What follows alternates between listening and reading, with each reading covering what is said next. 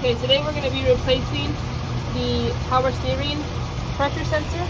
Mine's been leaking, so I got a replacement. We're going to go ahead and install it real quick. Okay, so you're going to pull out this tab. As shown in this photo, you're going to push in on the left and right tabs and pull out. There. Okay.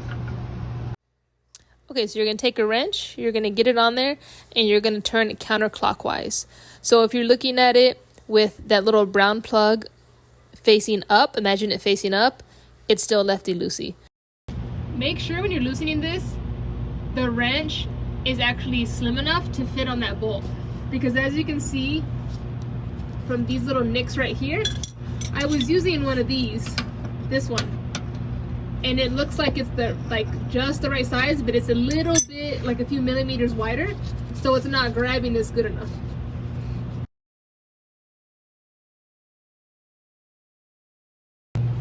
One thing you can try if you can't get the bolt off is to spray some of this penetrating oil that helps loosen it, breaks like rusted bolts on there, because mine is on there for some reason, like if someone super glued it on the car. So hopefully that works. So I have my handy dandy coffee cup.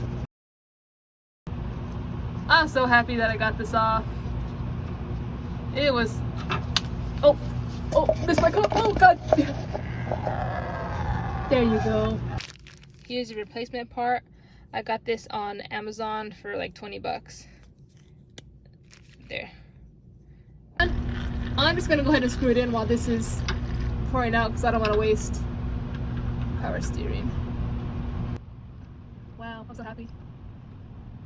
Okay, to be honest, the hardest part is just breaking this bolt off. Just go ahead and clean up any residual power steering, cleaning around here, and then we'll turn it on and make sure it doesn't leak. And if it does, I'm not even gonna say